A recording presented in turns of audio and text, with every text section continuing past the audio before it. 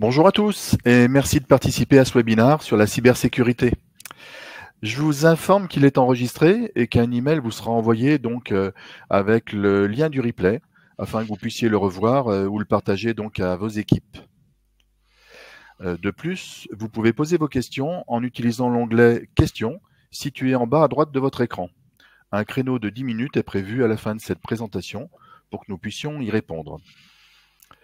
Je suis Jacques Duché, responsable commercial au sein d'Access IDM depuis 31 ans et j'accompagne les opticiens et les audioprothésistes dans leurs projets d'informatisation. J'ai le plaisir d'être accompagné de mon collègue Guillaume Poisson, expert en cybersécurité. Bonjour Guillaume. Bonjour Jacques, tu vas bien? Ça va très bien. Je te laisse te présenter. Oui, je suis ravi de me retrouver parmi vous. Je me présente donc Guillaume Poisson. J'ai une vingtaine d'années d'expérience dans le milieu informatique professionnel, où j'ai évolué de consultant terrain à chef de projet, en passant par responsable des systèmes d'information et également manager IT pour des pôles infrastructure et cybersécurité. J'ai rejoint Access en début d'année afin de renforcer l'équipe avant-vente du pôle cloud computing en tant qu'ingénieur technico-commercial. Merci beaucoup. Avant de rentrer dans le vif du sujet, quelques mots sur le groupe Access. Donc, notre mission est de proposer à nos clients une offre globale de transformation digitale et un système d'information performant et sécurisé. Le groupe est solide et en croissance puisque nous avons réalisé un chiffre d'affaires de 36 millions d'euros l'année dernière. Access réunit plus de 300 collaborateurs répartis autour de 3 pôles d'expertise. Le pôle cloud computing, hébergeant nos solutions et les données qu'elles contiennent sur nos propres data centers en France. Le pôle software, qui propose de nombreux logiciels, dont les solutions IDM optique et IDM audio, donc à destination des opticiens et audioprothésistes. Et le pôle stratégie digitale, qui est composé d'une agence de communication capable aussi bien de vous aider dans la refonte de votre site web que dans vos stratégies digitales afin de développer votre visibilité donc en ligne. J'invite Guillaume à présenter plus précisément le pôle cloud computing dont il fait partie. Alors, un petit focus, comme vous le constatez, nous sommes extrêmement sensibilisés à la sécurité, que ce soit de par nos certifications, notamment en tant qu'hébergeur de données de santé et avec la certification ISO 27001. Nos data centers pour l'hébergement sont situés exclusivement en France, sur Lyon et Paris. Nous sommes également prestataires de services en cybersécurité avec notre label Expert Cyber. Et pour le troisième domaine de compétences, complémentant les audits et le conseil IT, nous avons également de l'infogérance jusqu'au maintien en conditions opérationnelles, le MCO, avec de la supervision jusqu'à plus de 1000 périphériques pour nos clients les plus importants. Merci pour ces précisions. Donc, au sommaire, aujourd'hui, nous allons vous expliquer pourquoi nous souhaitions vous parler de cybersécurité, à vous, opticiens et audioprothésistes. Nous déroulerons les 10 règles d'or à connaître et à mettre en application au quotidien. C'est Guillaume qui va se charger de cette tâche-là.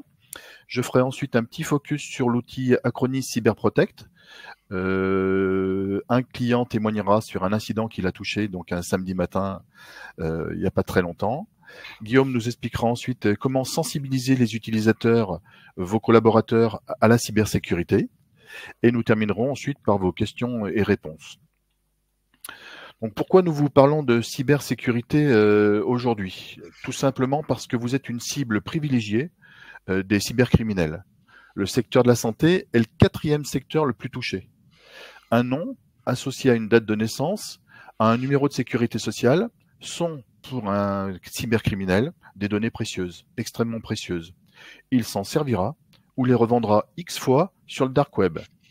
La protection de votre parc informatique, on peut le dire, n'est pas toujours votre priorité. Vous avez rarement un budget annuel alloué à la sécurité informatique et cela rend vos postes vulnérables. Vous êtes également interconnecté avec d'autres systèmes pour lesquels vous avez des codes d'accès souvent enregistrés.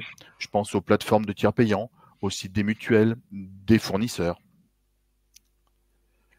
L'actualité relate très souvent des attaques informatiques avec des vols de données de très grande ampleur. Alors on pourrait citer des dizaines de cas vus ces dernières années, des ransomware qui ont bloqué l'activité de certains grands groupes comme Essilor, Demant ou d'autres. Mais la dernière en date concerne Almeris et Viamedis. et les données de 33 millions de Français.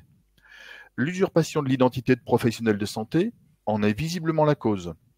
L'idée, c'est s'attaquer aux petits pour nuire aux plus gros. Et les attaques de PME et TPE sont fréquentes, mais bien moins médiatisées, bien sûr. Avant de parler des chiffres, nous souhaitions faire un petit sondage et vous demander de répondre à cette question. Selon vous, combien vous coûterait une semaine d'interruption suite à une cyberattaque? Donc vous avez quelques chiffres qui s'affichent. Je vous laisse cliquer sur la réponse de votre choix. Sachez qu'il faut plusieurs jours pour remettre en activité un magasin ou un centre équipé de 4 ordinateurs, victime d'une attaque de type ransomware. Un rançon logiciel, en français, crypte l'ensemble des données d'un réseau informatique non protégé. Une rançon vous est alors demandée pour débloquer la situation et avoir de nouveau accès à vos données. Évidemment, tous les professionnels de l'informatique vous déconseilleront de payer cette rançon. Donc on va laisser Alors pour le résultat du sondage, j'observe qu'on est à peu près à 50% pour 10 000 et précisément 44% et 60 000 € pour 56% sur les premiers votes. D'accord. Donc entre 10 000 et 60 000 €. On va voir ça juste après. Eh ben donc on va passer à la slide suivante pour découvrir donc les chiffres. Donc le premier chiffre qu'on va commenter, c'est effectivement le coût moyen d'une attaque pour une PME. Donc on voit sur la partie de droite qu'une entreprise donc, qui est attaquée, toute taille confondue, c'est à peu près un budget de 59 000 €. Donc Guillaume, tu vas nous expliquer un petit peu ce à quoi ça correspond. Ouais, on parle surtout en fait dans ce cas-là du coût direct évidemment, mais également des coûts indirects qui sont très importants, notamment l'investigation, la mise en place de sécurité, de contrôle adapté. Et ce qui va aussi pouvoir nuire à l'entreprise, ce qui est le plus dommageable, c'est la perte de réputation, de confiance et donc forcément de clients. D'où ce montant qui peut être très élevé. On n'a pas mis non plus la partie grand compte, mais dans ce cas-là, on va dépasser le million d'euros en moyenne. On peut voir aussi dans ces chiffres que donc en moyenne 90% des attaques commencent avec l'hameçonnage. Donc l'hameçonnage, tu en parleras tout à l'heure, tu nous détailleras un petit peu ce que c'est. Exactement. Mais c'est très important. Il faut considérer que l'impact financier est toujours important et souvent, parfois, destructeur pour certaines sociétés. Au niveau mondial, entre 2022 et 2023, les cyberattaques par ransomware, donc c'est le fameux logiciel de rançon, ont augmenté de 33% en une seule année. Donc c'est vraiment aujourd'hui quelque chose à éviter, bien sûr, et il faut se protéger, et pour ça, on va vous dérouler donc un certain nombre de règles qui sont à appliquer aussi bien dans votre milieu professionnel que dans le milieu personnel, évidemment. Ouais, on va synthétiser vraiment ces 10 règles qui sont les principales recommandations de l'ANSSI. L'ANSSI, c'est notre agence nationale de la sécurité des systèmes d'information. C'est un peu notre gendarme du numérique, dont les principales missions sont l'accompagnement et le conseil, donc sur les bonnes pratiques à adopter. Alors, dans les bonnes pratiques à adopter, je pense que tu vas évidemment, bien sûr, commencer par nous parler de l'importance des mots de passe. Tout à fait. C'est l'un des gestes les plus simples à mettre en œuvre et pourtant beaucoup le négligent encore. Il est essentiel qu'il soit différent pour chaque accès afin d'éviter en fait un effet domino en cas de compromission. À chaque nouvelle inscription sur un site web, il faut adopter une gestion de mots de passe solide. En fait, la messagerie, c'est un peu le saint graal du hacker parce qu'il permet de récupérer des données confidentielles, mais surtout avec votre historique, de réinitialiser les mots de passe des autres cibles, des autres sites où l'adresse mail est référencée comme identifiant, comme notamment les sites commerciaux où votre CB est enregistré. Au niveau de la complexité, comme on peut le voir dans l'illustration, on peut utiliser du standard, 12 caractères minimum, minuscules, majuscules, chiffres, symboles. On peut faire de la combinaison, qu'on appelle combinaison dictionnaire, avec des mots pris au hasard sans aucun rapport les uns les autres, ou avec l'évolution, justement, pour un moyen un peu plus mémotechnique, qu'on appelle la phrase de passe. Donc on a des exemples justement sur la page qui est affichée. Je le souligne très rapidement, on verra un peu plus en détail tout à l'heure, nous éviterons l'enregistrement des mots de passe dans le navigateur directement. Pour cela, je l'ai noté, il faut être créatif, mais surtout malin, notamment avec l'utilisation d'un logiciel qu'on appelle un gestionnaire de mots de passe. C'est une sorte de coffre-fort pour les données d'accès sensibles qui stocke les liens de connexion, les identifiants et, comme son nom l'indique, les mots de passe. Personnellement, moi je ne connais que 2 seuls mots de passe, celui pour ouvrir la session de mon ordinateur et celui pour ouvrir mon gestionnaire de mots de passe. Tous les autres me sont inconnus, ils sont générés automatiquement par le logiciel. À titre d'exemple, on peut citer Dashlane, Bitwarden, en version gratuite, mais avec des fonctionnalités limitées, évidemment. Et pour un logiciel certifié par l'ANSI, complètement gratuit, vous retrouverez KeePass, également indiqué à l'écran. Alors, quand on parle de mots de passe, moi, je peux pas m'empêcher de penser à tous ces mots de passe qui sont écrits sur des post-it et collés sur des écrans. On voit aussi parfois dans nos magasins et centres d'audioprothésistes le code PIN de la carte de CPS qui est collé directement sur le lecteur de carte. Alors ça, c'est très simple, hein. Une personne mal intentionnée peut subtiliser le lecteur puisqu'il n'y a qu'un fil à débrancher et donc l'utiliser puisqu'il y a la carte de CPS à l'intérieur avec son code et usurper facilement l'identité du professionnel de santé. Donc bien sûr, ne collez pas vos mots de passe sur des post-it et sur des étiquettes. À portée de vue, exactement. À portée de vue, voilà. Donc mais le système qui passe est un système effectivement même recommandé, je crois, par le gouvernement, donc qui est très efficace et très pratique. On va parler maintenant du nerf de la guerre. Alors toi, tu appelles ça le nerf de la cyber? Les sauvegardes. Les sauvegardes. Alors les sauvegardes, elles protègent évidemment en cas de piratage informatique, mais il ne faut pas oublier qu'elle est là également pour les nombreux autres aléas. Une panne, une perte, une suppression accidentelle, un vol, comme tu viens de le citer, ou une destruction de votre matériel. Donc il ne faut pas attendre évidemment d'avoir subi une première perte de données pour mettre en place une routine de sauvegarde régulière, c'est évident. Il faut rendre indépendant l'infrastructure de sauvegarde. Là aussi, je ne vais pas spoiler Jacques qui vous le détaillera plus précisément dans la présentation juste après avec la solution Acronis. Ici, nous affichons très rapidement la règle du fameux 3-2-1 qui a été mise à jour.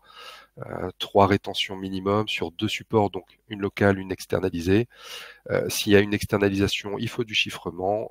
Une hors-ligne qu'on appelle de l'immuabilité pour qu'elle ne soit pas modifiable en cas de cyberattaque. Et aucun doute sur de la restauration. Ce qu'il faut retenir en fait, si je devais résumer, c'est que l'utilisation des clés USB, c'est évidemment à proscrire, c'est pas fiable, c'est pas sécurisé, et qui n'a jamais perdu une clé USB? Ce que nous préconisons, tu dois en connaître des cas d'usage, ce que nous préconisons, c'est l'externalisation, donc avec si possible l'utilisation d'un serveur de sauvegarde dans votre centre ou boutique, afin de faciliter l'automatisation notamment, et donc beaucoup plus de sérénité. La vraie question qu'il faut se poser, c'est est-ce que vous pouvez continuer à travailler si vous deviez repartir de zéro?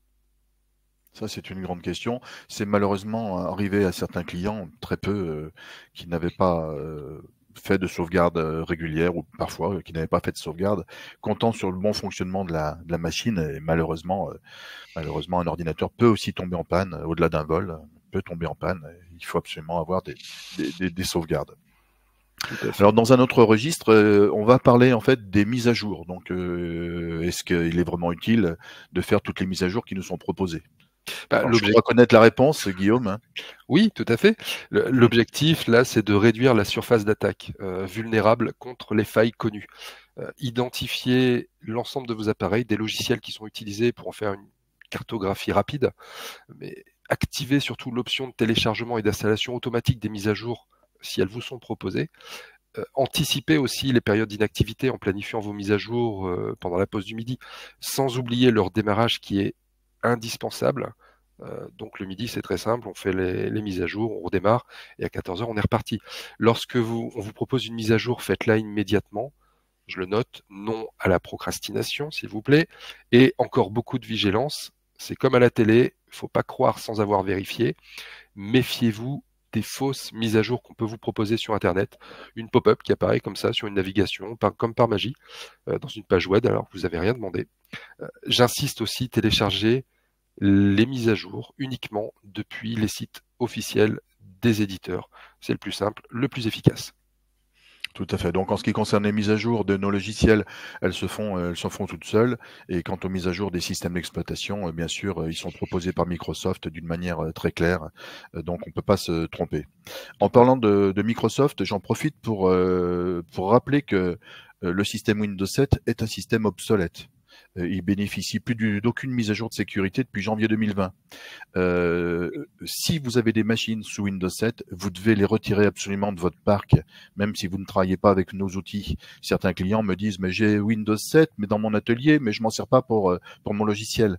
C'est un boulevard pour les attaques. Il est indispensable de retirer ces machines de votre établissement. Autre information par rapport aux mises à jour, Microsoft a d'ores et déjà annoncé que le support de Windows 10 prendra fin en octobre 2025. Donc là aussi, à partir du moment où il n'y a plus de support sur Windows 10, ça veut dire que les mises à jour de sécurité ne seront pas comblées, seront pas réglées. Et donc, pensez à budgétiser pour bien anticiper le renouvellement de vos postes, afin de passer sur le dernier système d'exploitation qui est Windows 11. Alors, certaines machines peuvent passer sous Windows 11, d'autres ne peuvent pas. Donc, elles n'ont pas les capacités techniques de le faire. Donc, il faudra envisager des remplacements de machines dans ce sens-là. Alors, est-ce que tu peux nous dire comment on peut se protéger efficacement des virus? Alors, il existe tellement de nombreuses menaces qu'on pourrait citer les virus, les vers, les chevaux de Troie, les logiciels espions, spyware ou autre malware. Ce que je pourrais dire pour plus de tranquillité, c'est qu'il faut automatiser encore tout ce qui est update de base virale et évidemment la planification des scans qui reste indispensable. Avec l'évolution croissante des menaces, ce qu'on appelle le Endpoint Detection and Response, le DR, ou XDR pour l'évolution, s'impose face au risque. C'est vraiment la seule possibilité à l'heure actuelle de détecter quand quelque chose ne va pas. Tout simplement, ce qui va se baser sur de l'analyse comportementale. Il va nous alerter et selon le niveau de gravité, provoquer une isolation automatique du poste ou du serveur en question, ce qui nous permet, nous, ayant reçu l'alerte, de lancer des investigations en toute tranquillité, puisque le poste ne peut plus communiquer avec l'extérieur. Et ensuite de lancer tout ce qui est partie remédiation et toutes les contre-mesures qui s'imposent. Également des bonnes pratiques, notamment sur les appareils de stockage externe, on entend beaucoup parler d'USB toujours, utiliser et attribuer un usage spécifique à chaque support amovible pour réduire en fait les effets d'une éventuelle contamination. On mélange évidemment pas le professionnel ni le personnel, c'est le basique. Chiffrer le contenu de vos appareils de stockage en cas de perte ou pour éviter un piratage avec BitLocker dans Windows, c'est totalement gratuit, c'est une fonctionnalité qui est disponible. Et n'utilisez jamais un service ou un équipement inconnu ou abandonné. Ça me rappelle toujours en fait le point d'entrée préféré de l'un de nos partenaires quand il faisait des tests de pénétration. Donc le client lui demandait de tester, d'éprouver son système informatique. Il laissait traîner quelques clés USB sur le parking et il y avait 9 chances sur 10 que quelqu'un la ramasse et la branche sur son poste. Et voilà, le tour était joué, la faille était créée. Donc ça peut aller très vite. On peut en conclure que la curiosité est un vilain défaut, là. Tout à fait. Donc effectivement, dès qu'on a un support, dès qu'on a un support numérique et qu'on ne le connaît pas, il faut l'oublier, puisque sa seule insertion dans une machine suffit, sans même ouvrir quoi que ce soit, à infecter votre parc informatique. Totalement. Alors on va parler un petit peu maintenant du Wi-Fi, donc et en particulier des Wi-Fi qui sont non sécurisés. Ouais, avec les techniques qu'on appelle man in the middle, l'homme du milieu, qui est en fait une usurpation du point d'accès. Le pirate va vous faire croire que vous êtes connecté sur le bon équipement et va ainsi intercepter tous les échanges. Et pour cause, vous êtes amené à faire beaucoup d'opérations quand vous êtes sur votre ordinateur et peut-être aussi en déplacement sur un Wi-Fi non sécurisé. Donc, ne jamais y réaliser d'opérations à caractère sensible comme un paiement par carte bancaire, et généralement n'importe quel autre renseignement avec des données confidentielles. Ce que vous devez privilégier, c'est la connexion privée avec votre smartphone, qui est associé à votre forfait mobile. Un partage de connexion, c'est 2 boutons de pression. Et dans tous les cas, connectez-vous avec un logiciel qui permet de chiffrer dans un tunnel sécurisé, donc en protégeant tous les échanges. On peut citer, c'était NordVPN qui faisait pas mal de publicité à l'époque, ou un de nos partenaires, WeSecure Mobile Protection. Et comme on dit, c'est comme la lumière, c'est pas Versailles ici, désactiver les connexions sans fil, 4G, Wi-Fi, Bluetooth, NFC, lorsque vous ne vous en servez pas. Ça va juste tout simplement diminuer la surface d'exposition. Et rendre du coup la personne invisible. Exactement, tout à fait. Guillaume, une question. Est-il possible qu'un opticien ou un audioprothésiste puisse mettre à disposition une connexion Wi-Fi pour sa patientèle? Pour, par exemple, lui permettre d'attendre gentiment dans la salle d'attente ou de patienter dans le magasin? Oui, mais attention parce qu'il faut mettre justement des éléments de sécurité en place. Là, je dirais, c'est un peu touchy. Nous consulter, si vous voulez, on peut prendre contact et vous renseigner plus en détail parce qu'il faut vraiment dissocier déjà le réseau de travail avec le réseau que vous allez partager auprès du public. Et important aussi, vous êtes responsable. La RGPD, le règlement général de la protection des données, ou la CNIL, vous oblige une journalisation au minimum d'1 an de l'activité. Comme je l'ai dit, vous êtes responsable. Donc l'utilisation de cette connexion Internet, que ce soit pour une consultation de site interdit ou un point de départ d'une cyberattaque, vous mettra en état de cause. Très bien. Donc, et surtout pas partager sa connexion, son mot de passe Wi-Fi à un client, puisque là, du coup, le client a l'accès à l'intégralité du réseau. Donc, ne surtout pas faire ça. J'irai même plus loin avec le BYOD, le Bring Your Own Device. Pour un utilisateur, on évite de brancher son téléphone personnel, même sur le Wi-Fi de l'entreprise, parce qu'il n'est pas protégé de la même manière que celui de votre ordinateur professionnel. Très bien. On va passer à la séparation des usages pro et perso. Sans transition. On vient d'en parler juste à l'instant, de la scission nécessaire entre les mondes professionnels et personnels. Donc évitez de partager des informations professionnelles sur des réseaux sociaux perso, adresse mail, téléphone mobile, etc. Et réciproquement, ça marche dans les deux sens. Le partage et l'interprétation d'informations peuvent très vite nuire à l'entreprise. Je me rappelle un dirigeant qui publie innocemment son départ en vacances.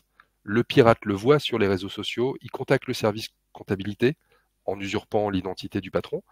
Les vacances se passent bien, un petit mail très rapide, ça se passe très bien, mais il y a un virement fournisseur en urgence, le RIB est en pièce jointe, je veux que ça soit traité immédiatement pour ne pas être bloqué. Pas la peine de me rappeler, je profite des vacances en famille. Et on est là face à une fraude au président. Alors heureusement, notre client a eu le bon réflexe. Le comptable a tout simplement quand même recontacté sur son mobile son patron, et malgré le décalage horaire, il a juste attendu qu'il lui confirme ou non le virement, ce qui n'a pas été fait évidemment.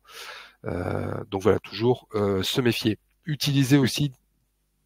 Ouais, Jacques ? Utiliser, oui, un deuxième canal. Voilà, c'est ça le contrôle. La confiance. Le contrôle, c'est utiliser jamais le canal que le téléphone ou un WhatsApp ou autre chose pour être sûr effectivement que ce soit bien la bonne personne qui soit de l'autre côté. Et c'est à vous d'être à l'origine du second contact. Utilisez aussi des services en ligne distincts pour stocker vos données. Messagerie professionnelle personnelle, c'est un peu comme les clés USB. Chaque support pour chaque utilisation. N'utilisez pas d'adresse mail professionnelle pour vous inscrire sur des sites internet à titre personnel, et toujours réciproquement. Là encore, un petit rappel très rapide. Utilisez un mot de passe différent pour chaque service, et plus encore entre les mondes pro et perso. Ça me fait toujours penser, en 2023, c'était Deezer, donc pas très professionnel comme site, qui était victime d'une fuite massive d'informations. Ce qu'on a pu constater sur le dark web, c'est qu'on a eu des vagues d'utilisateurs qui, en plus de s'être enregistrés avec leur mail professionnel, avaient utilisé le même mot de passe que celui pour accéder au serveur, donc celui de leur messagerie, donc potentiellement une porte grande ouverte pour les hackers. C'est sûr. Donc parlons maintenant des sites douteux ou illicites. Alors illicite, c'est pas exactement de quoi tu veux parler dans c'est tout simplement que certains sont susceptibles d'héberger des contrefaçons, donc illégales, et qui peuvent elles-mêmes contenir des virus. Donc n'utilisez pas des plateformes non officielles, c'est évident. Ne téléchargez pas de fichiers en provenance d'un site de téléchargement illégal. Le risque, il est trop grand en fait de se retrouver avec un fichier infecté et donc une propagation sur l'ensemble des équipements. Et c'est sans distinction. Si vous branchez un équipement personnel, comme je disais précédemment, qui a été compromis sans que vous le sachiez, sur votre réseau professionnel, tant que c'est connecté au réseau, l'attaque va se jouer. Et là encore, je dirais merci à l'EDR, la partie antivirale Avancé. voilà, pour nous alerter et nous permettre de réagir, parce que je me remémore un cas client où il avait pris un logiciel gratuit depuis un moteur de recherche, mais sans aucune vérification, donc d'un site qui n'était pas celui de l'éditeur, et donc dans cette contrefaçon, ça a donné l'exécution d'un script en mode silencieux, donc totalement invisible, qui a lancé l'export de tous les mots de passe qui étaient stockés dans son navigateur. Heureusement, on a pu être alerté et faire le nécessaire. Donc là, pour télécharger, que ce soit des nouvelles applications sur votre ordinateur, votre tablette, votre smartphone, utilisez toujours les magasins officiels ou encore le site de l'application elle-même, au plus simple, au plus efficace, comme je dis. Tout à fait. Alors, on va parler maintenant des comptes utilisateurs et des permissions qui sont accordées à ceux-ci. Oui, il arrive dans l'entreprise que plusieurs personnes accèdent au même ordinateur. Donc les droits d'accès doivent vraiment être bien définis selon les besoins. On se doit d'appliquer toujours la même règle minimum, c'est assurez-vous que chacun des utilisateurs ait uniquement les permissions dont il a besoin, que ce soit au niveau du poste, que ce soit au niveau des serveurs et surtout dans les logiciels métiers. Inversement, il ne faut pas oublier évidemment de se déconnecter ou de verrouiller sa session lorsqu'on s'absente. C'est un principe simple, mais qui limite les conséquences dommageables et donc considérablement votre sécurité numérique. Pourquoi on parlait des clés USB tout à l'heure. Il existe en fait des méthodes incroyables en piratage qu'on appelle les clés, c'est les rubber ducky. Et en quelques secondes, ça se trouve à quelques dollars sur le dark web. Il peut en fait lancer depuis ce support amovible USB des scripts préprogrammés, donc il n'y a aucune connaissance à avoir, sur n'importe quel ordinateur, il suffit de le brancher et la clé est détectée comme un simple clavier, donc autorisé à exécuter la menace. Donc, alors, verrouillez bien la session en déplacement, comme en boutique, pour éviter un cryptage de vos données, un effacement, ou que la personne malveillante s'introduise par la suite pour capter toutes les informations. En fait, tout ça, ça nous fait comprendre que les pirates sont très malins, et donc il faut vraiment mettre toutes ces chances de côté pour éviter ce genre de choses.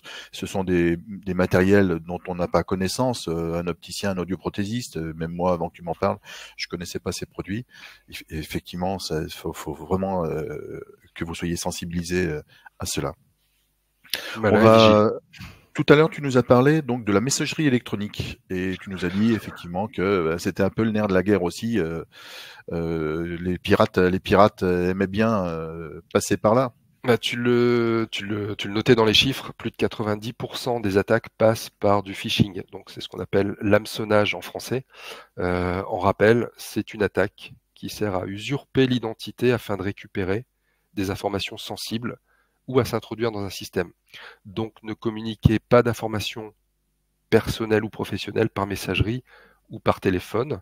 Avec un peu de social engineering, de l'ingénierie sociale, il est très facile pour une personne externe de récupérer des informations comme ça et faire l'usurpation d'identité.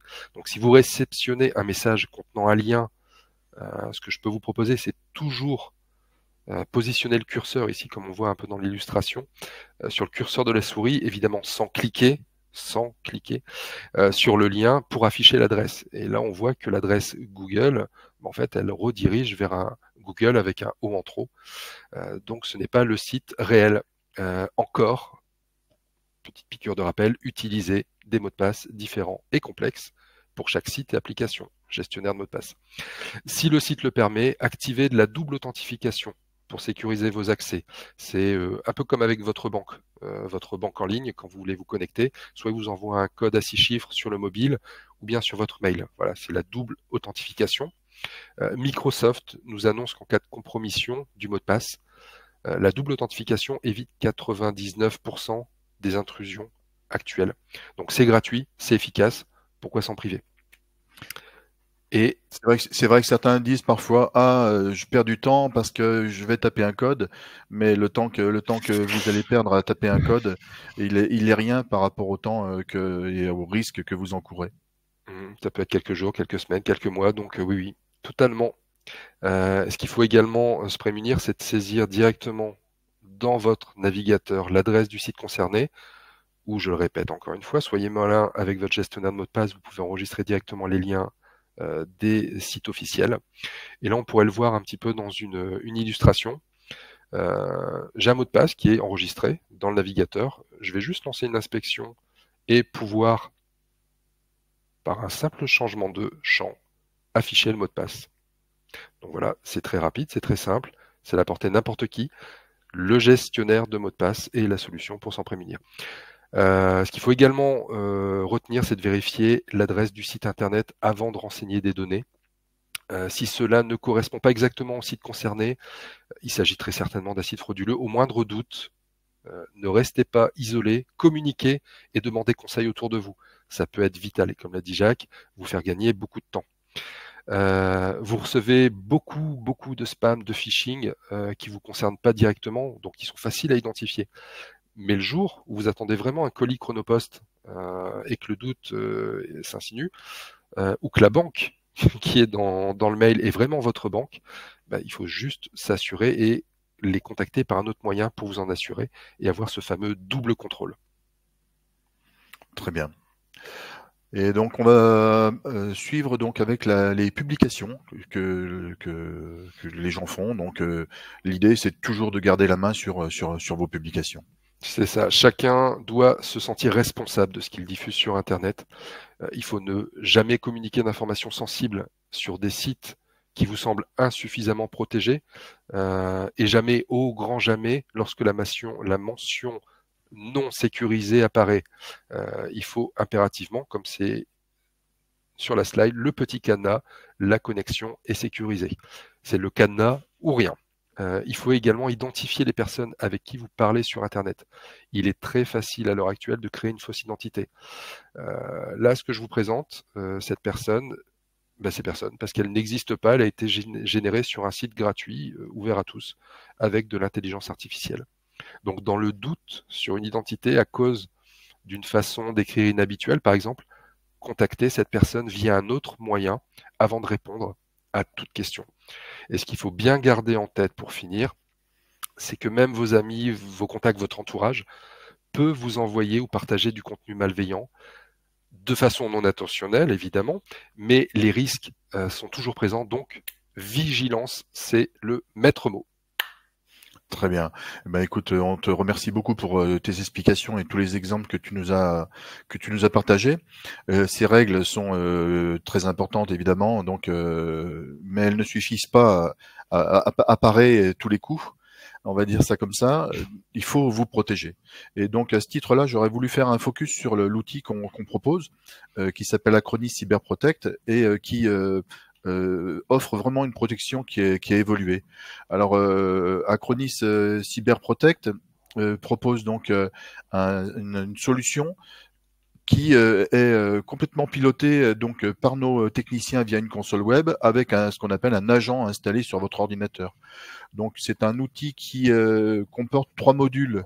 Donc un module de sauvegarde externalisée. Donc on a parlé tout à l'heure bien sûr de l'importance des sauvegardes. Donc les sauvegardes sont faites 3 fois par jour, conservées durant 3 mois. Les sauvegardes, comme l'a dit Guillaume tout à l'heure, en ce qui concerne Acronis, sont immuables. Donc personne ne peut toucher à ces sauvegardes, personne ne peut les attaquer.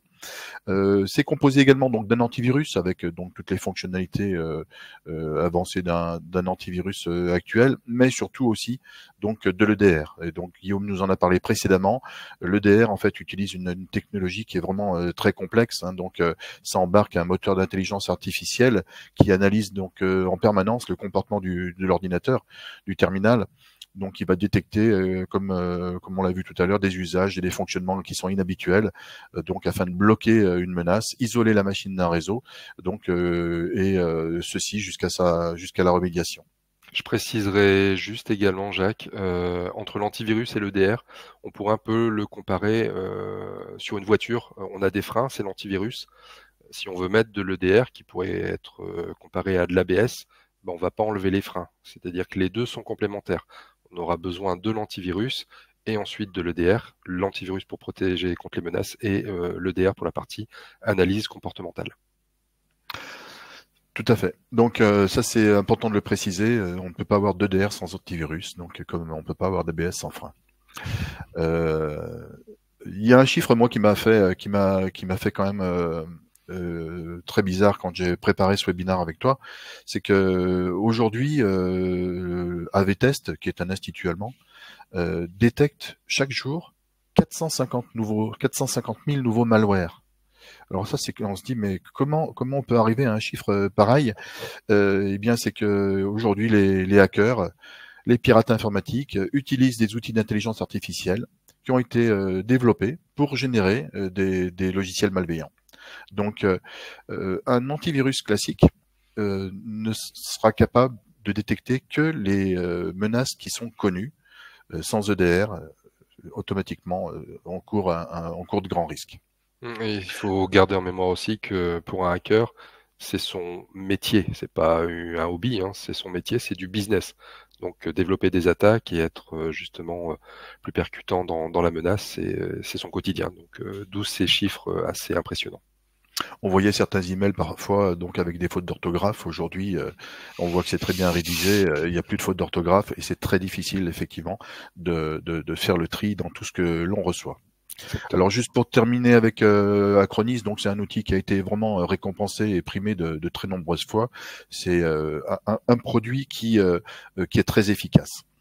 Alors nous avons recueilli le témoignage de Monsieur Rero, gérant du magasin Sud-Optique au Boulou, qui a eu la gentillesse de vouloir témoigner, et puis qui a récemment eu une panne de serveur. Alors on voulait vous faire écouter son témoignage qui va pas durer très longtemps. Je vous laisse l'écouter. Alors donc j'aimerais aborder un point donc que vous avez abordé tout à l'heure. Vous m'avez dit j'ai eu un problème donc de perte de données récemment puisque en définitive votre machine, votre poste principal est tombé en panne, donc vous allez nous l'expliquer. Et effectivement il n'y a pas eu de perte de données puisque on a pu réintégrer votre dernière sauvegarde qui était d'ailleurs assez récente, donc sur un nouveau serveur. Est-ce que vous pouvez nous parler un petit peu de cette expérience qui était sans doute un peu stressante? Bien, pour tout vous dire, on quitte le magasin vendredi soir à 20 h. On quitte le magasin, tout se passe bien, on éteint l'ordinateur, le serveur est éteint. On rentre, aucun signe de faiblesse ou de quoi que ce soit. Et samedi matin, donc on arrive au magasin, on allume le serveur écran bleu. Donc écran bleu, ça veut dire que soit l'alimentation, enfin il n'y a plus rien qui fonctionne. Donc plus d'informatique. Bien sûr, les clients arrivent, on arrive nous à 9h moins 10. Les clients arrivent à 9h, vous ne pouvez pas les servir.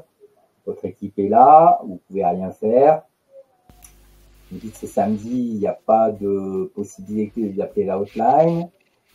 Qu'est-ce qu'on fait? Donc ma première démarche a été d'aller chercher le téléphone, puisque vous avez un système de hotline le samedi sur un téléphone de permanence. Par chance, c'était un samedi où il n'y avait pas trop d'activité. Votre collègue a pu me dire écoutez, la sauvegarde, je peux la récupérer, il n'y a pas de problème sur le site d'Acronis. Et puis, mettez-moi un nouvel ordi et on peut réinstaller.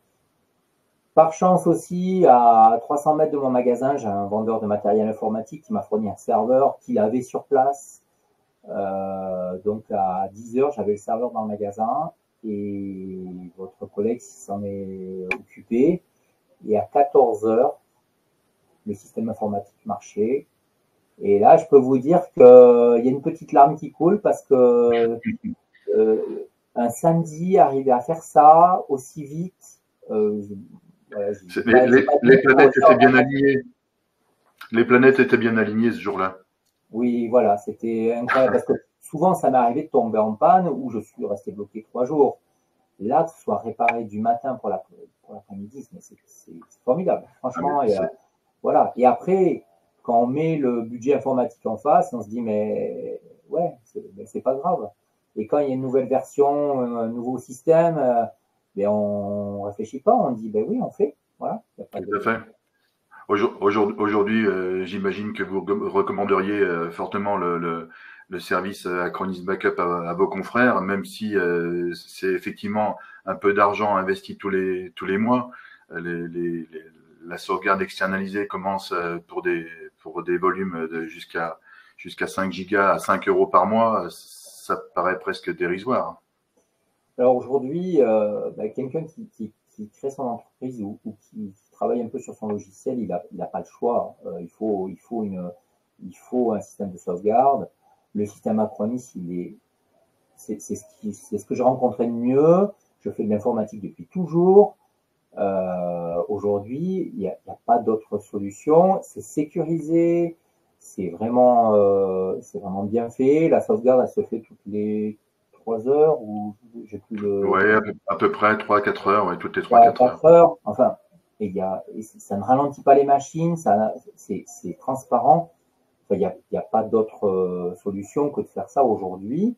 Vous perdez même pas une journée de travail. Donc aujourd'hui, c'est le système qui est vraiment le plus adapté. Demain, on travaillera tous vraisemblablement sur des serveurs sécurisés. Nos logiciels seront hébergés ailleurs. Et effectivement, c'est un peu dans ce sens qu'on a pu échanger.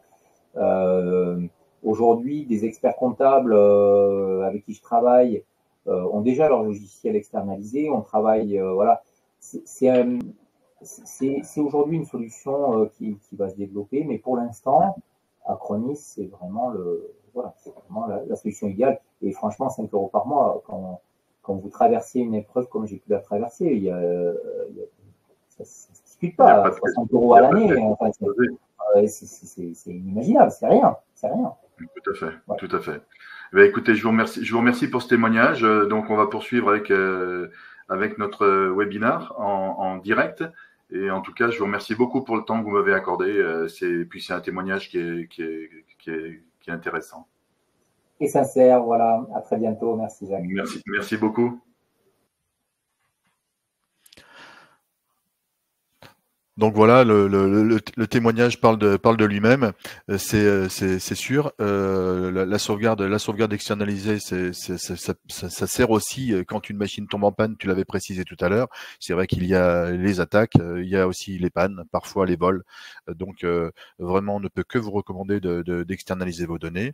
Comme disait Gaëtan, donc les solutions informatiques tendent à tout aller vers le web. Donc c'est aussi un travail qui est amorcé de notre côté, qui est un gros travail, mais on aura effectivement des outils qui seront encore plus sécurisés en étant externalisés donc dans le futur.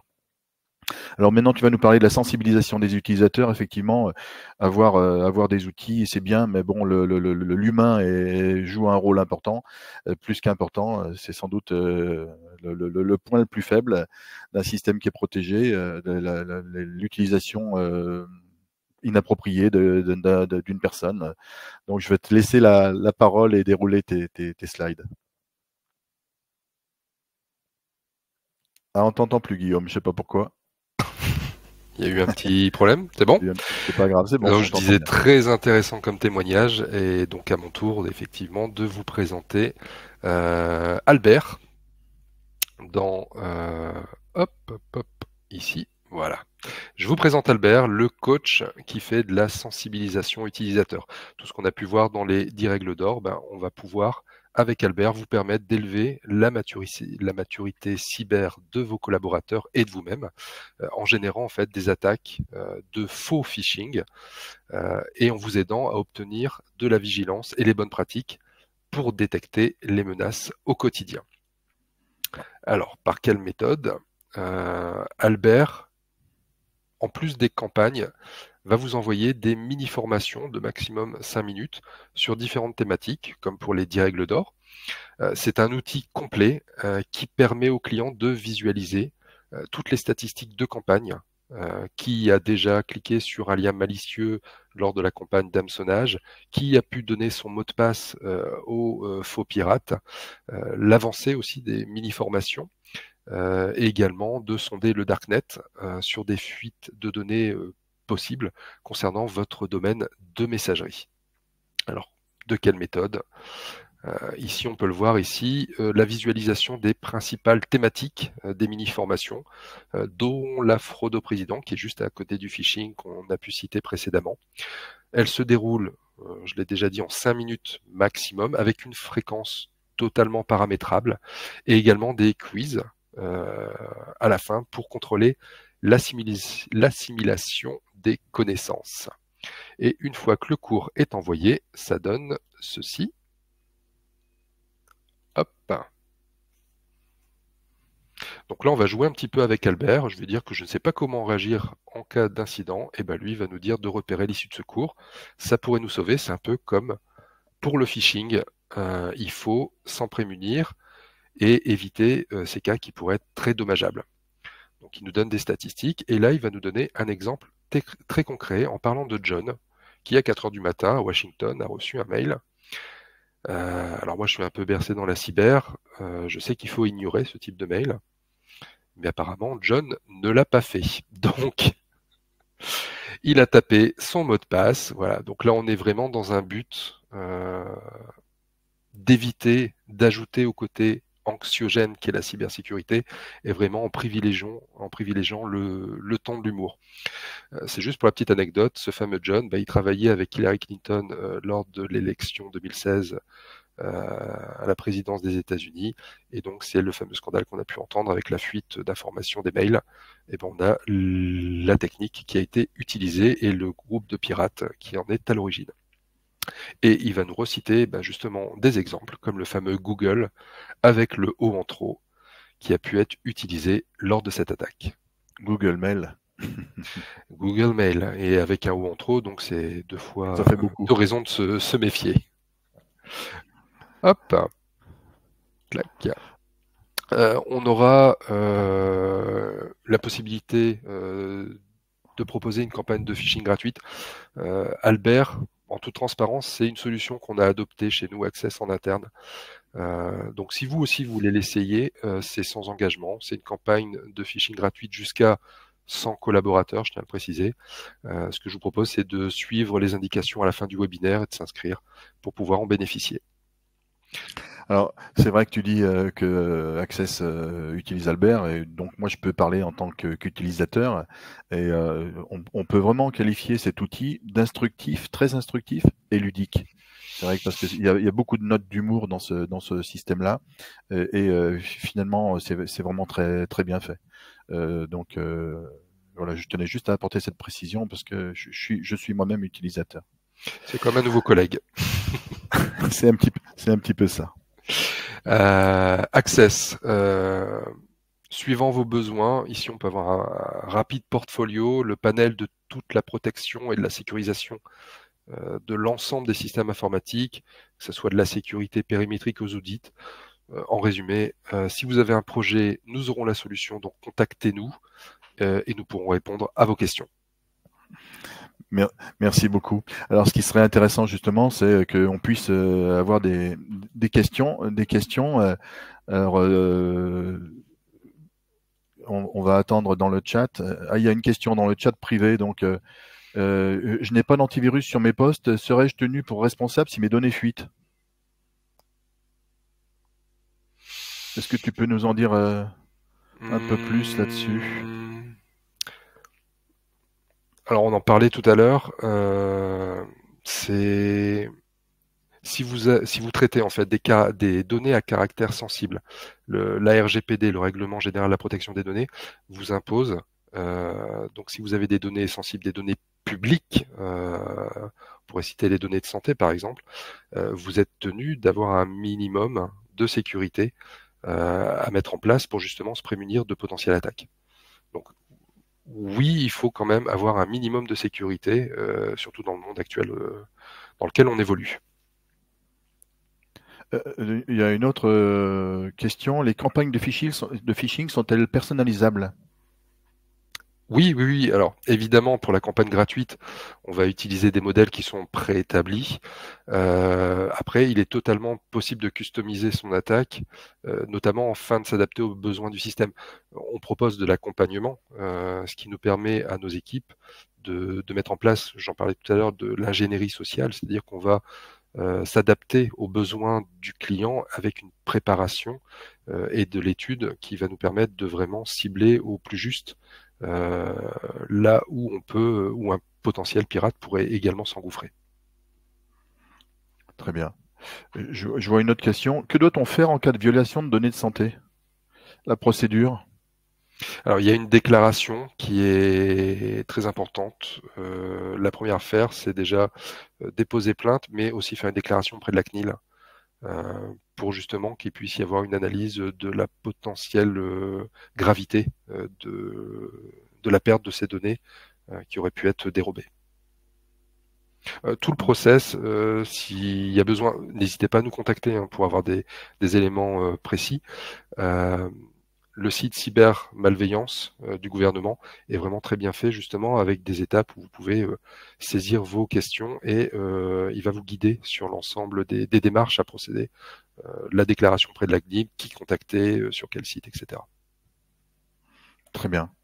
S'il y a d'autres questions, il y a Pascal qui est en train de taper quelque chose. On va le laisser finir. Faut-il donc éliminer les mots de passe déjà enregistrés sur les PC? Oui. Alors, la bonne procédure, c'est d'utiliser donc un gestionnaire de mots de passe, peu importe celui utilisé. Petite préférence pour KeePass vu qu'il est certifié par l'ANSSI, et de les stocker, en fait, de faire un déplacement entre le gestionnaire de mots de passe, enfin du navigateur web vers le gestionnaire de mots de passe pour pouvoir les transférer au fur et à mesure, conserver le site web, l'identifiant le mot de passe et les éliminer par la suite pour plus de sécurité. Comme ça, vous garderez la possibilité de les stocker sans devoir les retenir.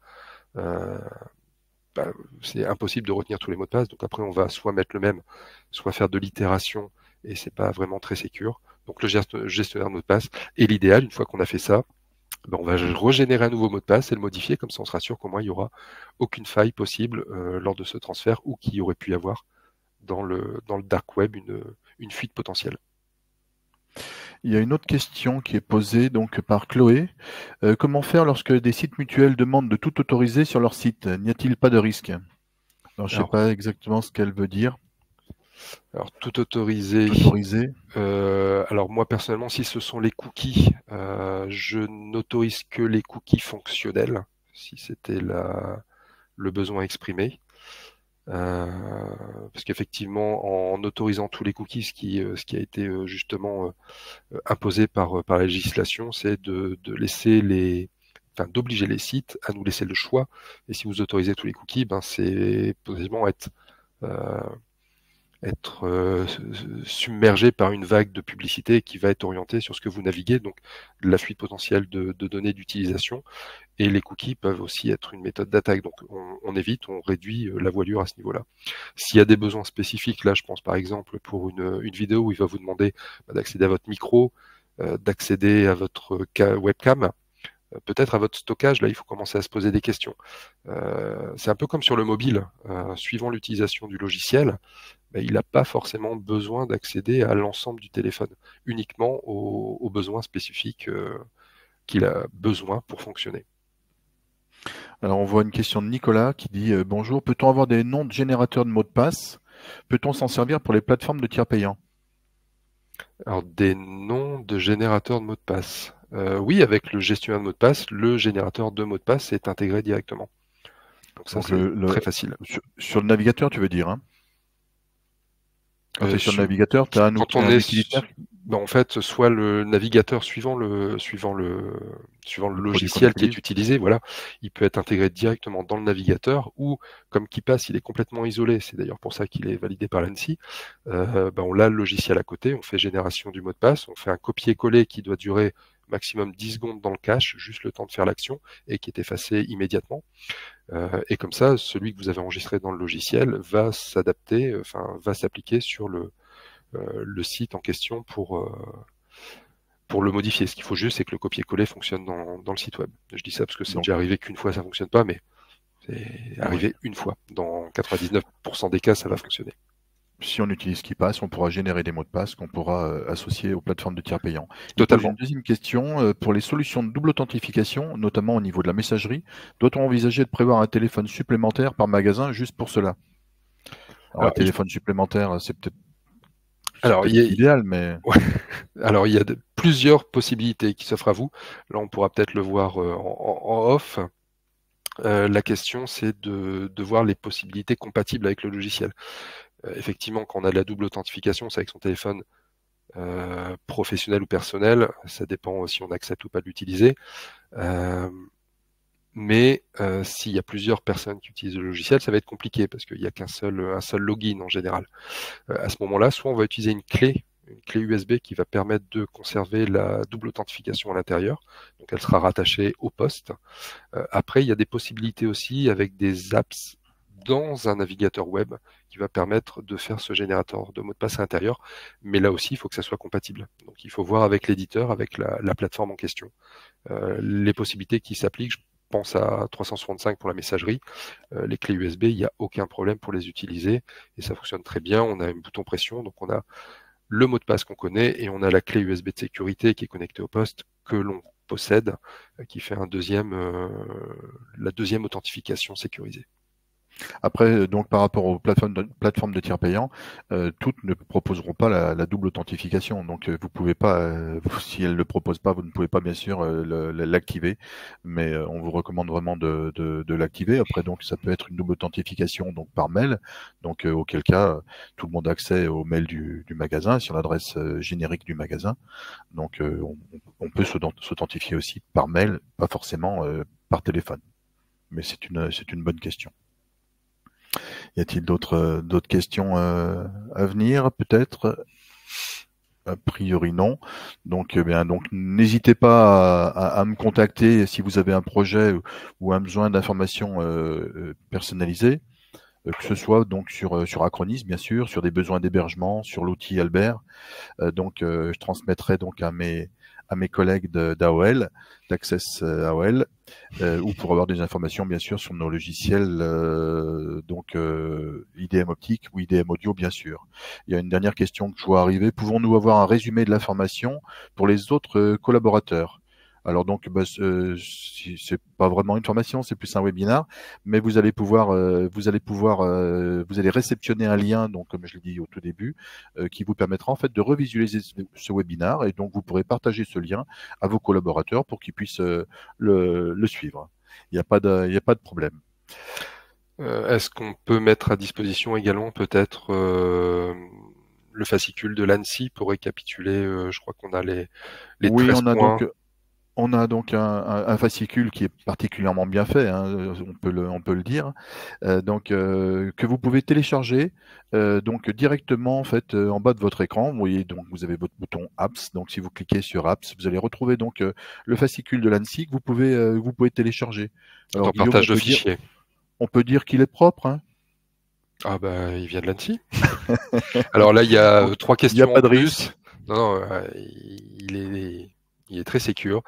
Et oui, il y a 3 questions en plus, un peu peut-être plus techniques, mais voilà, il englobe et de toute façon, comme les menaces, les mises en sécurité évoluent au fil du temps. Donc il est très complet, il est très sécure, il est très bien et très facile à lire. Et on vous invite vraiment à le consulter ou à le partager parce que c'est un très bon document. Eh bien, ce webinaire touche à sa fin. On a été peut-être un petit peu long, mais on a essayé de faire vite malgré tout. Je te remercie beaucoup pour m'avoir accompagné, toi qui es un expert de la cybersécurité au sein d'Access AOL. Ça fait plaisir de partager ce moment avec un collègue d'une autre entité. Et puis j'espère vous retrouver très prochainement dans un webinaire. On n'a pas encore le sujet, mais ça ne serait tardé. On vous dit bonne journée à tous et merci beaucoup. Merci à tous. Au revoir à tous. Merci.